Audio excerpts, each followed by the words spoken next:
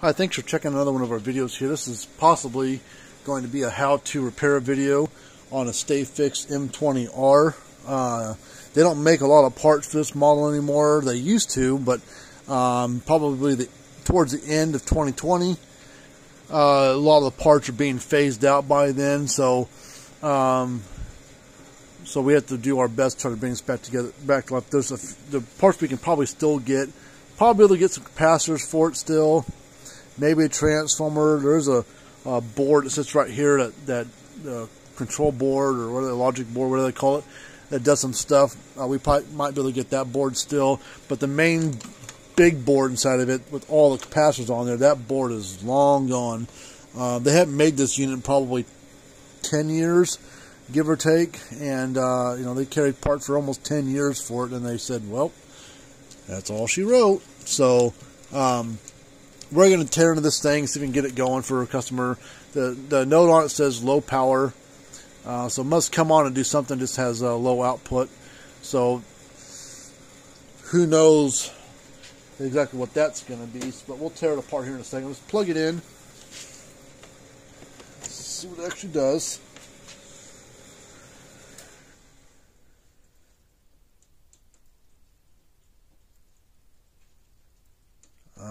Okay, well, doing less than what I thought it was going to be doing. The customer said it was putting out like 2,000 volts, but I can barely hear it ticking, so that's not good. Let's put a tester across to see what it does. Well, we're getting about 5,000 volts out of it, so, but I can barely hear it ticking. Usually these things are pretty loud. They usually got a pretty good thump to them. But let's flip it over here. A few little small things rolling around inside, but let's so the real options for this unit, honestly, if it's not a capacitor that we can't replace in there, if it's not one of those, which it may or may not be, or if it's a transformer, if I've got one, if that's what it is. The only other option is to turn it into a 36 joule Stafix, like the M36R or Speedrite 36000R. These are basically all the same. I need a smaller screwdriver.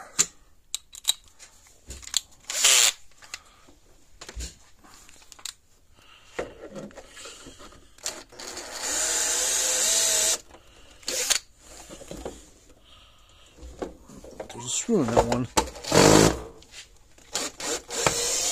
Okay, the screw was in that one, but that one might not have a screw in it. There's some gunk in that one.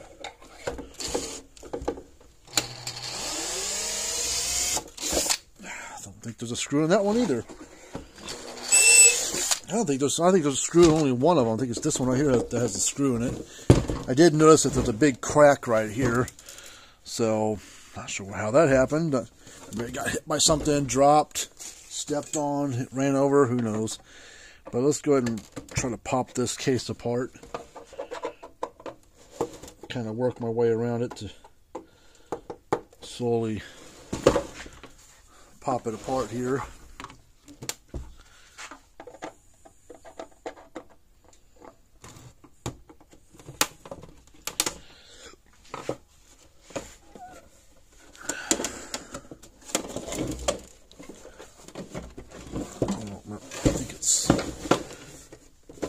Come on. Oh, that's being stubborn. Right there, come on.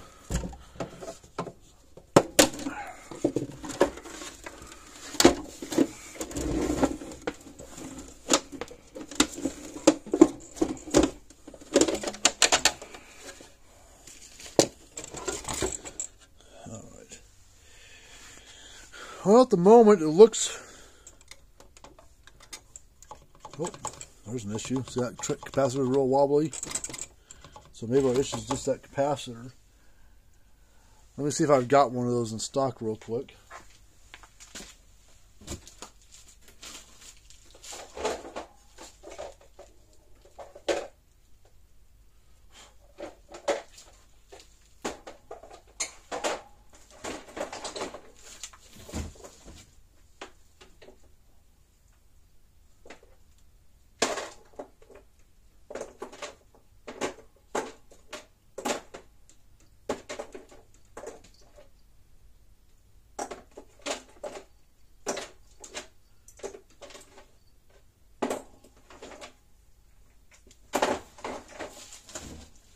Well, we'll pull this off. I'll show you what it looks like. This is what I have in stock. It's got these 4 prongs on it. But the one that's on here has got like 5 or 6 little bitty tiny pins. So there's no way for this to plug in that board. Unless we drill holes and, I don't know, retrofit, stuff like that. Maybe we can jerry rig something like that up. But let's get some other parts out of the way so we can get this board out of here.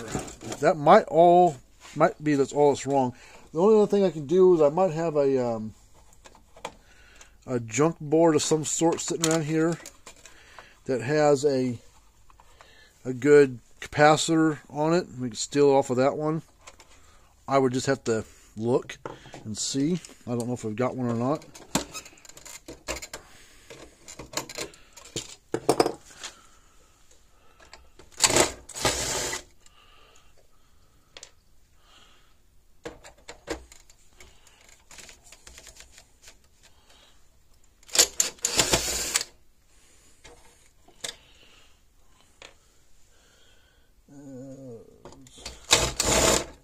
Broken. All right, now we got to get this board off here. Careful, don't break anything.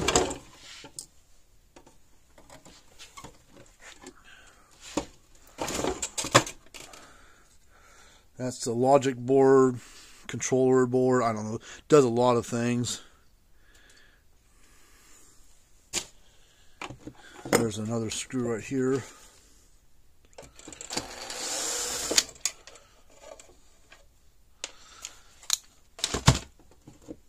Pick this up.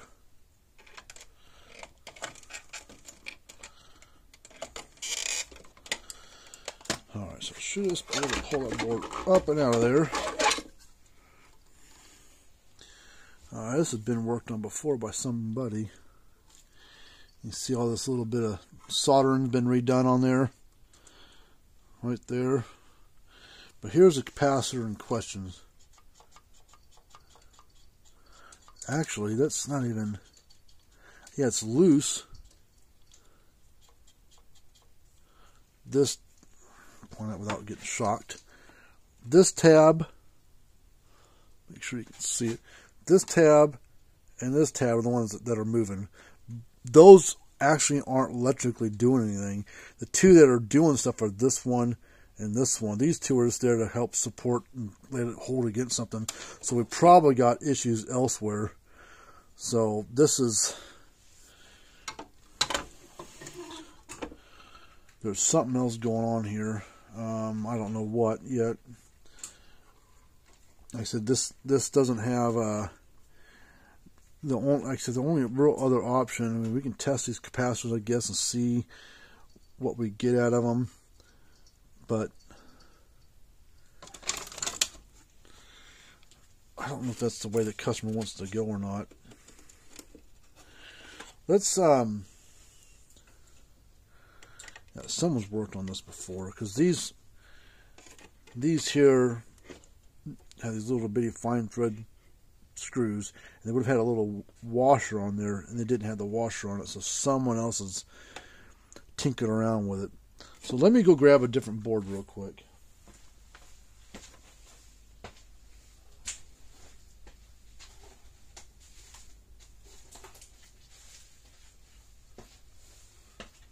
Alright, so what we're going to do, probably to get the customer up and running, is we've got a 36, a brand new 36 jewel board.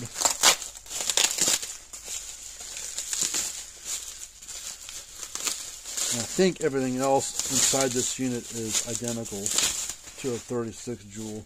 Looking at them side by side, you can see there are some differences. There's a 36. Here's the 20. Sitting in the same position, basically. You can see this 36 has two of these, where the 20 only had one. And then it's got bigger capacitors here. You know, there's a bigger capacitor there, Probably the same right here, like this one's got. But this also has another big one right here,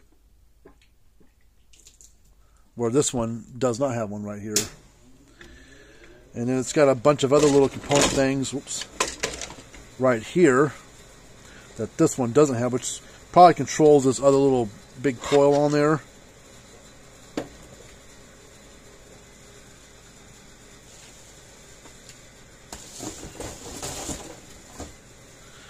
So let's lay this board down.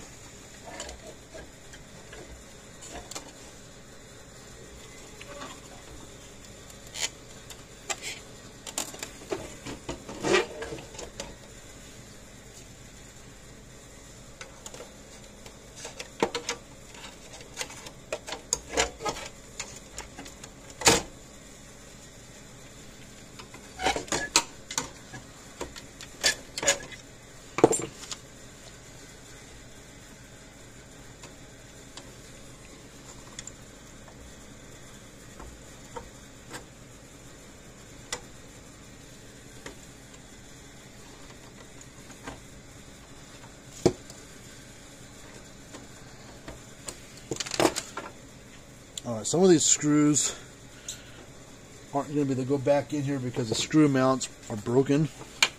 But this one has one right here, so we'll put this one back.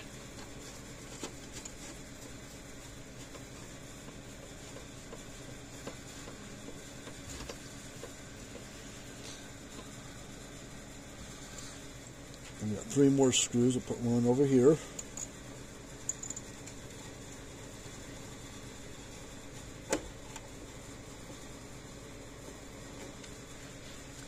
And it looks like this one here is broken, and that one there is broken. So it's got 2 screws holding it in. And then we'll put this transformer connections back on, which will also help hold the board in place. So put that on there.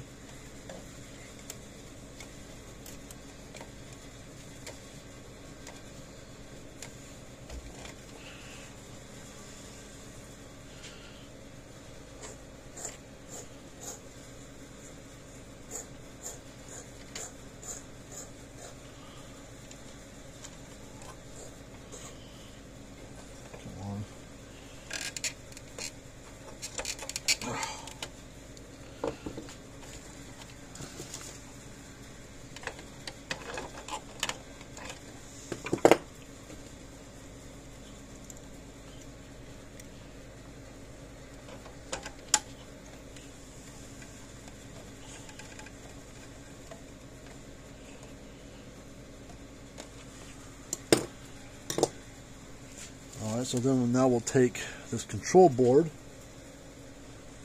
I gotta bend these tabs straight. They're bent at some point in time a little bit, so straighten those out. Should hopefully just set right down on there. Just kind of wiggle and push down. Capacitor or transformer still plugged up there. Alright, so let's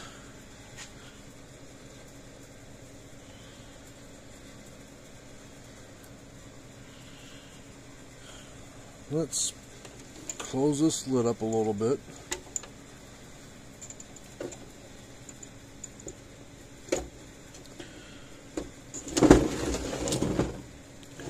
Flip this around.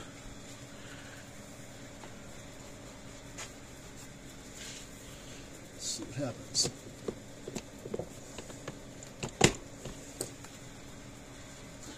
Come on, get up in there.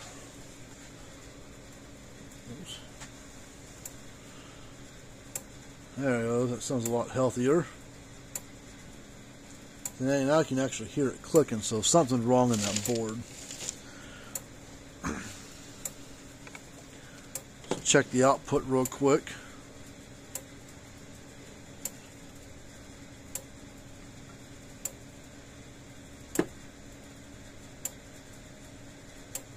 About 9,000 volts out of it.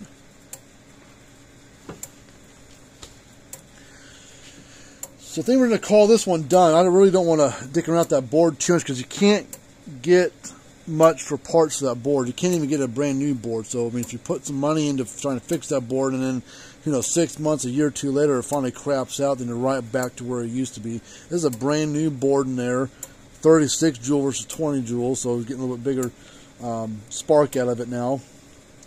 A little bit more power to help fight through shorts better on the fence as well. So we're gonna put this thing back together. What we will do, because it is missing like 3 out of the 4 screws, and then one of those screw holes is broken out. So what we'll do is we'll seal this up with some, we've got this stuff. Here's what we use for sealing cracks on this stuff. We've got this, what's it called?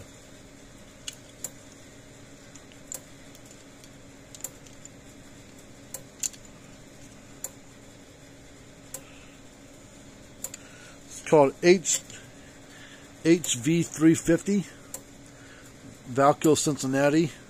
It's made for sealing up tile, vinyl, fabric, glass, fiberglass, leather, metal, canvas, plastic, rubber, concrete, and wood. And I got this little gun thing for it. Helps squeeze it out for you. Get it on there. Shouldn't have taken it off. That's what will seal up these. It takes a little bit for it to harden up. Once it hardens up, it basically bonds to everything. And it's really pliable when you get it in there. I really like the stuff. So that's what we're going to do. Put that in here. And then on the sides, like when we squeeze it back together, the front and back, we'll probably put some kind of, I got this pliable tape. That's like duct tape, but thicker and more pliable. We'll push all the way around the corners to keep it together. But hopefully, if you got one of these, wants to take a look at it for you, be happy to take a peek. Try to get them going for you. We give free quotes and an 18-month warranty on all the repairs that we do. Lightning damage is part of that warranty. So until next time, we'll see you guys later on. And yeah. All right. See you later.